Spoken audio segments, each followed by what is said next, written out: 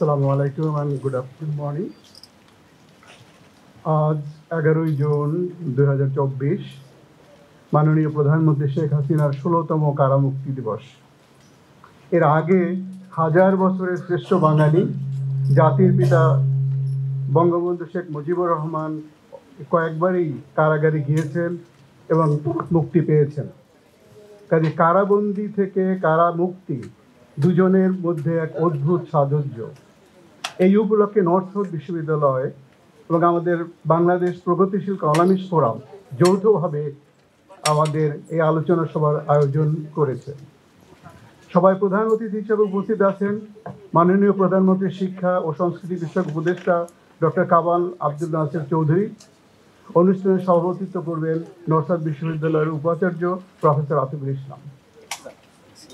একটু পেছনে তাকালে যেটা আমাদের এমসি বলেছেন, 2007 সালের 1/11 রাজনৈতিক পট পরিবর্তনের সময় 16 জুলাই আওয়ামী লীগ সভাপতি এবং বর্তমান প্রধানমন্ত্রী হাসিনাকে তার ধানমন্ডির বাসভবন সুধা সদন থেকে গ্রেপ্তার করা হয়। 2008 সালের এই দিনে 11 মাস বন্দী থাকার পর শেখ হাসিনা জাতীয় সংসদ ভবন এলাকায় স্থাপিত বিশেষ কারাগার থেকে মুক্তি লাভ করেন। বন্দিদশায় অসুস্থ হয়ে পড়লে আওয়ামী লীগ এবং এর সহযোগী সংগঠন সহ বিভিন্ন মহল থেকে তার জেল থেকে মুক্তি নিয়ে উন্নত চিকিৎসার জন্য বিদেশে পাঠানোর জন্য দাবি ওঠে। স্বতঃস্ফূর্ত দাবির চাপে তৎকালীন তত্ত্বাবধায়ক সরকার শেখ হাসিনাকে মুক্তি দিতে বাধ্য হয়।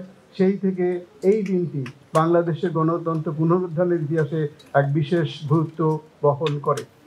মাননীয় প্রধানমন্ত্রী শেখ হাসিনা তার এক লেখায় কারাগারের অভিজ্ঞতা তুলে ধরেছেন এভাবে: সমস্ত বাসাটা অত্যন্ত ময়লা এবং নোংরা, পুরনো গদি, ছেঁড়া কাপড়, পুরনো কাগজপত্র সব সরানো। পূব দিকের একটা কামরা এত নোংরা মনে হলো যেন ময়লা ফেলার জায়গা।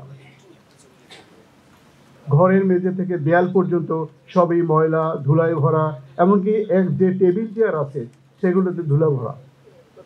একজন সাধারণ বন্দীকে এই অবস্থায় রাখা হয় না। সেই অবস্থায় বন্দী রাখা হয় দেশের সাবেক একজন প্রধানমন্ত্রীকে, যিনি যখন আওয়ামী লীগের বৃহৎ একটি রাজনৈতিক দলের প্রধানও বটে। এমন সংকট এদেশে আর না আসুক। দিনটি স্মরণে নর্থ সাউথ ইউনিভার্সিটি কর্তৃক এবং বাংলাদেশ প্রগতিশীল কলামিস্ট ফোরাম যৌথভাবে কর্মসূচি গ্রহণ করেছে। বিজ্ঞ আলোচকরা এই বিষয়ে বিস্তারিত আলোচনা করবেন। অনুষ্ঠানের প্রধান অতিথি হিসাবে থাকার জন্য মাননীয় প্রধানমন্ত্রী শিক্ষা এবং সংস্কৃতি বিষয়ক উপদেষ্টা ডক্টর কামাল আব্দুল নাসের চৌধুরীর প্রতি কৃতজ্ঞতা জ্ঞাপন করছি। সরকারি চাকরির সুদীর্ঘ ক্যারিয়ারের পাশাপাশি কবি কামাল চৌধুরী এই নামে লেখা কবিতার মাধ্যমে একজন কবি হিসাবেও বিশেষ খ্যাতি অর্জন করেছেন তিনি। এইসব ঘটনা তিনি নানাভাবে দেখেছেন। অভিজ্ঞতার আলোকে ওনার জ্ঞানঘর আলোচনা আমরা শোনার জন্য অপেক্ষায় আছি। আজকের অনুষ্ঠানে বিশেষ অতিথি জাতীয় সংসদ সদস্য ম্যাডাম নাজমা আক্তার, বাংলাদেশ আওয়ামী লীগের একজন রাজনীতিবিদ। নানা আন্দোলন সংগ্রামে ওনাকে রাজপথে সক্রিয়ভাবে দেখা যায়। তিনি রাজনৈতিক ঘটনার সাক্ষী। আজকের প্রেক্ষাপটে এসব অভিজ্ঞতা তুলে ধরবেন বলে আশা করছি। বিশেষ অতিথি হিসেবে আজকে আছেন আমাদের এখানে অধ্যাপক রশিদ আসকারী, সহসভাপতি বাংলাদেশ প্রগতিশীল কলামিস্ট ফোরাম। আর মুখ্য আলোচক হিসেবে আছেন আমাদের এখানে ডক্টর মিল্টন বিশ্বাস, যিনি জগন্নাথ বিশ্ববিদ্যালয় বাংলা বিভাগের প্রধান এবং সেক্রেটারি বাংলাদেশ প্রগতিশীল কলামিস্ট ফোরাম। আরও আছেন আমাদের এখানে জনাব হাফিজুর রহমান, বঙ্গবন্ধু গবেষক।